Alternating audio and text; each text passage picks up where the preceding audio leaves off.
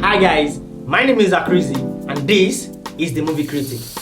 In the last content I made where I criticized Barbie the movie, I made a promise to you all that I would, make a review content on Extraction 2 and also point out the mistakes and loopholes in the movie. Now, let's have the review first.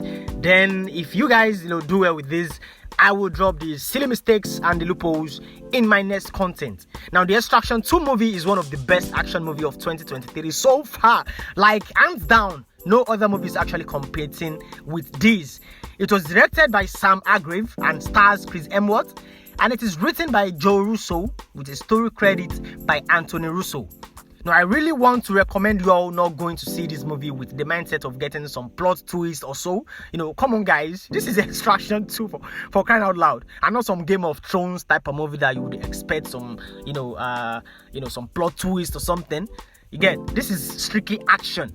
Now, this is such a thick movie in terms of action, fights, guns, knives, chase and stuff.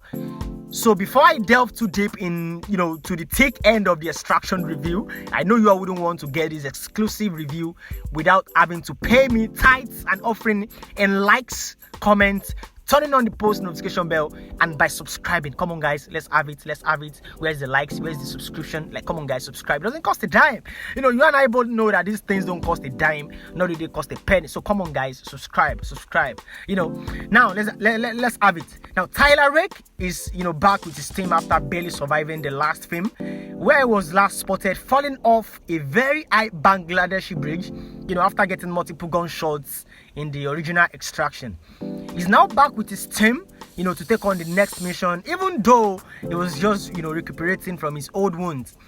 The temptation of his new mission was way too great a temptation to resist, as it actually involves him rescuing and jailbreaking his ex-wife's sister and her children from the most guarded Georgian prison where she had been locked up with her criminal husband. That's the plot. Now, the first Extraction was a surprise, as it actually came out during the time of need. Why? Because it was released when the whole world was on lockdown, sometimes in April year 2020. Everybody were at home. We needed movies, something to keep us busy. You get. Now, the director was, who was a former stuntman, Sam Hargrave, did a very, very fantastic job directing, while Chris Hemsworth was, incredible with his actions as Tyler Rake. Notice how all these characters, of action movies are often reserved and gentle in movies until it is time to show some action. Then that is where you see their true identities. That is where their true identities actually pops out. We have the likes of Tom Cruise, Donnie Yen, Jackie Chan, Keanu Reeves. They are a very good example of this. Now, Chris Hemsworth is not an exception. Him and his team delivered a truly blockbuster cinematic greatness of a movie, and it is arguably one of the best 2023 action movies for me. Better than John Wick? Well, we'll come to that. Relax. We'll come to that. Now, Chris Hemsworth delivered well in this movie, and he really put in so much work. Chris isn't a novice in the movies, and if you are a movie fanatic, you'd recognize how much loads of work are actually put into these movies. Most especially the stunts and the dialogues amidst them, which doesn't exclude the camera angles that must surely align when editing. The level of work put into these movies, including this year's John Wick, is staggering. Most of this movie's promotional material is hyping, of the 21-minute one-take short action sequence scene with no obstacle or observable cuts, which of course is simulated, and there are digital cuts and hidden edits everywhere. But our motive was achieved. The motive we actually achieved. Most people say the 21 minutes cut was crazy, from him in the prison, rescuing the ex-wife's sister and her kids, driving to the train, shooting down the chopper, and getting to the runaway boat. It was a one-take scene, but it was actually simulated. That was, they would have to take breaks. But the editing was crazy. Now, the prison yard riot was such an epic one. Honestly, there was a scene in the prison yard riot where a bottle of flame was thrown at him, while his arm was on fire, and he kept on punching the other guy. He even smashed a dumbbell on the face of the dude pulling the rescued woman away. I gave kudos to Tyler because that scene was really, really amazing.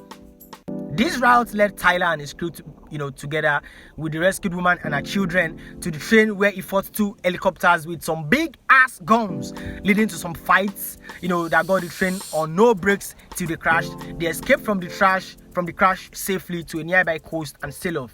That was, I had to rush that.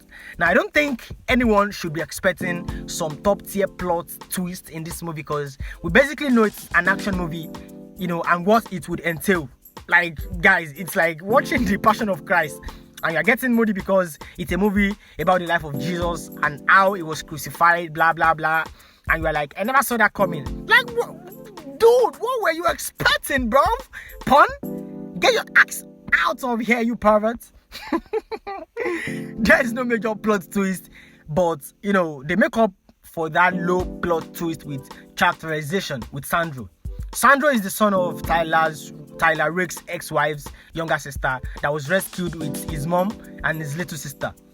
This boy was an annoying goat. Like, honestly, I was pissed when I saw this movie. He was pretty delusional and perplexed because even when he knew his father was a criminal and his mother was just trying to give them a better life, he so much believed in family that he almost jeopardized the mission, the life of Tyler and his crew, with his recklessness and stupidity. Not a big plot twist, but this interplay really added to the tension. Honestly, it was even obvious that your uncle wanted to kill you when he brought the chopper to the hospital that they were treating you guys, and you still had the guts and the audacity to run back to the through the back alley to go and meet him. Are you this dumb? Honestly, this is one of the annoying things in the movie, but it actually makes up for the low plot twist. Rake's mercenary company partners were incredible. The Iranian-born actress Golshifteh Farahani and Adam Bessa, they really kicked some ass. They really put in so much work into this, and it makes it better than the last one.